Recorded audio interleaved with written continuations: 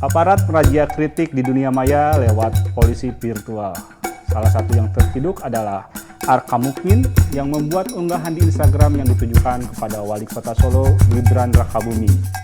Dia dipaksa meminta maaf oleh polisi agar tidak dipidana.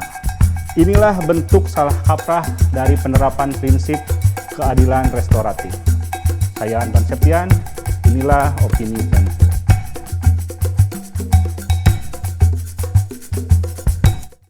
Arkham mengkritik, bahkan mungkin dengan sinis. Tapi sinisme itu bukanlah perkara pidana. Bahwa sebenarnya Gibran tahu tentang sepak bola dan jabatan yang diembannya sekarang bukanlah pemberian dari presiden.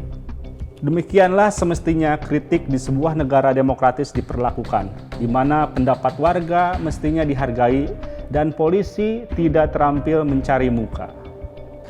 Tapi di Indonesia hari-hari ini adalah kebalikannya. Menghadapi Arkham, polisi bergerak cepat.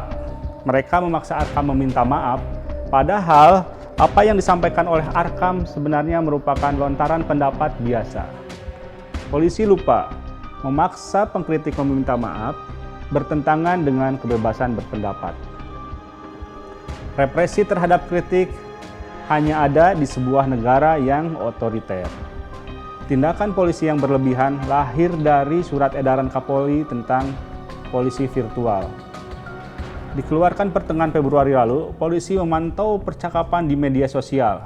Hasilnya ada lebih dari 100 konten negatif, dengan 80-an diantaranya dinilai mengandung ujaran kebencian, termasuk unggahan dari Arkham. Saat meluncurkan program ini, polisi mengklaim akan mengedepankan prinsip keadilan restoratif. Sebelumnya, prinsip keadilan restoratif banyak digunakan dalam penyelesaian kasus-kasus hak asasi manusia. Dalam konsep ini, korban dan pelaku dipertemukan untuk saling berdialog dan kemudian memaafkan. Aparat penegak hukum membangun sistem ini untuk memulihkan keadilan bagi korban, pelaku, dan juga masyarakat. Keadilan restoratif mengedepankan perdamaian untuk menghindari pemidanaan di pengadilan. Namun dalam kasus Arkham ceritanya sama sekali lain. Gibran bukan korban pelanggaran HAM dan juga bukan pelapor dari kasus yang disebut sebagai ujaran kebencian ini.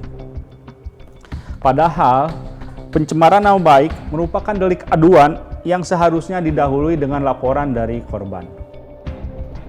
Sulit untuk percaya bahwa pemerintah tidak memahami prinsip keadilan restoratif ini. Menteri Politik Hukum dan Keamanan Mahfud MD juga menyinggung hal ini dalam rapat pimpinan Polri beberapa waktu lalu.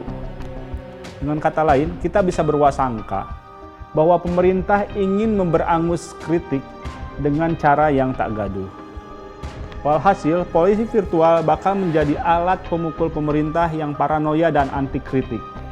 Bersinergi dengan pendengung dan pemengaruh, mereka memandulkan kritik dan sikap kritis publik terhadap kebijakan pemerintah. Di tengah banyaknya program pemerintah yang kontroversial dan layak menuai kritik, sikap kritis publik sebenarnya sangat diperlukan. Ketimbang memata-matai masyarakat, polisi siber hendaknya digunakan untuk hal-hal yang lebih bermanfaat. Misalnya, menciptakan rasa aman publik dari bahaya kejahatan dunia maya, seperti teror, pembajakan, peretasan, hingga penipuan.